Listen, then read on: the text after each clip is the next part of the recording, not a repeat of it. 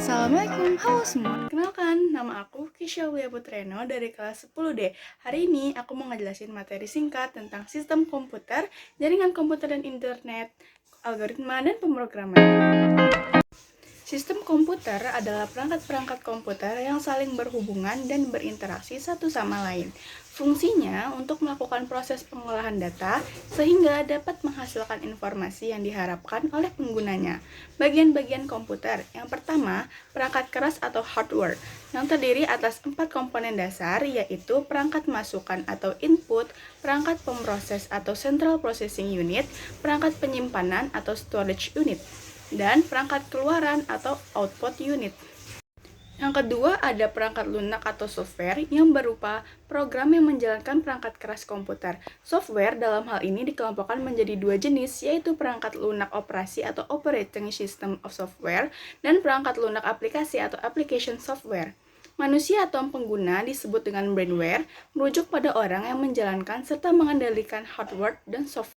Jenis-jenis komputer yang pertama, primer atau primary storage, yaitu memori primer juga dikenal sebagai memori utama sistem komputer yang berkomunikasi langsung di dalam CPU, auxiliary memory, dan cache memory.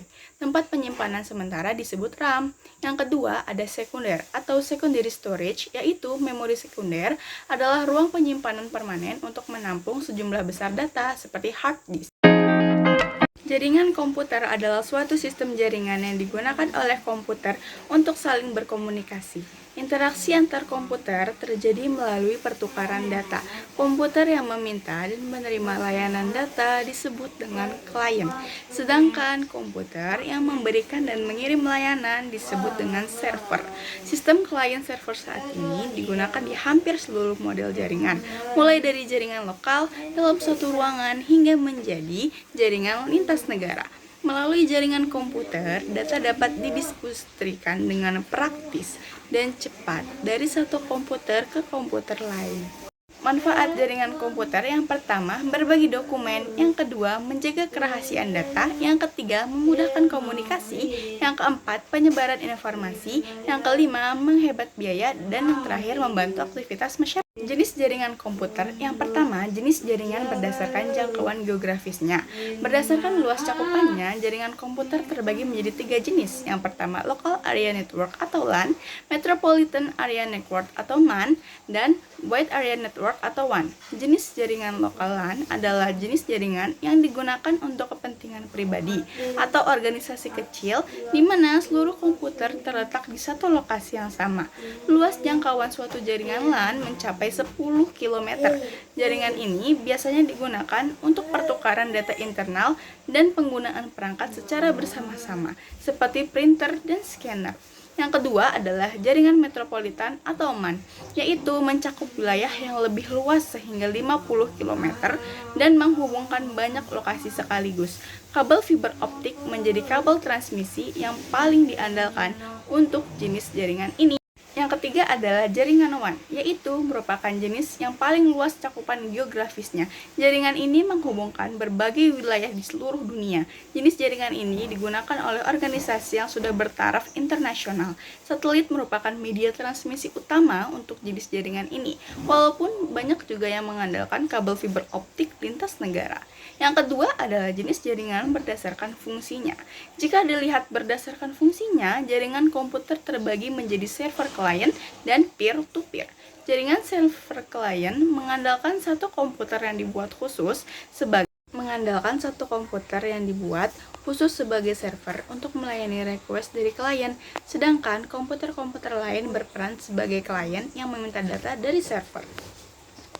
Yang kedua, ada jenis jaringan berdasarkan distribusi sebagai sumber informasi atau data. Berdasarkan distribusi data, jaringan komputer terbagi menjadi jaringan terpusat dan jaringan terdistribusi. Jaringan terpusat adalah jaringan yang mengandalkan satu komputer sebagai server untuk menyimpan data, sedangkan komputer-komputer lain hanya berperan sebagai perantara untuk menyimpan, mengolah, dan membaca data di komputer server. Jika diperluas, jaringan terpusat akan menjadi jaringan terdistribusi. Jenis jaringan ini terdiri dari beberapa server dengan peran dan fungsi yang berbeda-beda. Dengan demikian, data akan terdistribusi antara server dan diakses oleh klien-klien sesuai kegunaan. Macam-macam perangkat jenis komputer. Yang pertama ada server, yang kedua router, yang ketiga wireless card, yang keempat LAN card, dan yang kelima switch. Selanjutnya ada algoritma. Algoritma adalah serangkaian instruksi atau langkah-langkah yang diperlukan untuk menyelesaikan suatu masalah atau tugas dalam komputasi. Algoritma merupakan dasar dari pemrograman komputer dan digunakan untuk memecahkan masalah dalam berbagai bidang. Jenis-jenis algoritma, yang pertama algoritma brute force, yang kedua algoritma divide and conquer, yang ketiga algoritma greedy, yang keempat algoritma dynamic programming, yang kelima algoritma backtracking. Cara mempresentasikan algoritma terbagi dua. Yang pertama diagram alir, yaitu dibuat dalam bentuk aliran simbol yang dapat ditelusuri dari suatu titik permulaan hingga titik akhir dari program. Simbol-simbolnya, yang pertama garis alir atau flow line, yaitu arah yang menunjukkan aliran program dari awal hingga akhir. Yang kedua ada terminator, yaitu titik awal atau titik akhir suatu program.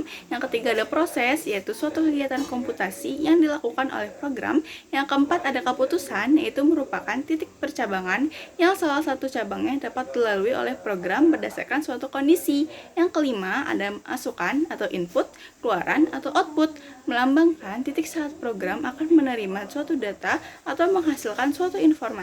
Yang keenam ada subprogram, yaitu melambangkan suatu kegiatan atau proses lain yang telah didefinisikan sebelumnya. Yang ketujuh ada penghubung dalam halaman, yaitu digunakan untuk menghubungkan suatu titik pada diagram alir ke titik lain pada halaman yang sama. Yang kedelapan ada penghubung antar halaman, yaitu digunakan untuk menghubungkan suatu titik pada diagram alir ke titik lain pada halaman yang berbeda. Digunakan apabila diagram lain cukup kompleks sehingga tidak dapat digambar dalam satu hal. Yang kedua atau pseudocode, yaitu kode semu atau kode pseudo adalah suatu bahasa buatan manusia yang sifatnya informal untuk mempresentasikan algoritma. Pseudocode dibuat untuk menutupi kekurangan diagram alir dalam mempresentasikan konsep-konsep pemrograman terstruktur. Pseudocode memungkinkan representasi langkah-langkah yang lebih detail dan dekat dengan bahasa pemrograman. Karena sifatnya yang informal, tidak ada aturan khusus dalam standar notasi yang dapat digunakan, akan tetapi ada beberapa prinsip dasar yang perlu diperhatikan, yaitu satu baris untuk satu pernyataan atau statement, dan pentingnya identasi dalam penuliskan pernyataan. Selanjutnya ada contoh pemrograman algoritma. Yang pertama pemrograman komputer, yang kedua untuk matematika, yang ketiga ilmu pengetahuan data, dan yang terakhir robotik. Thank you for watching.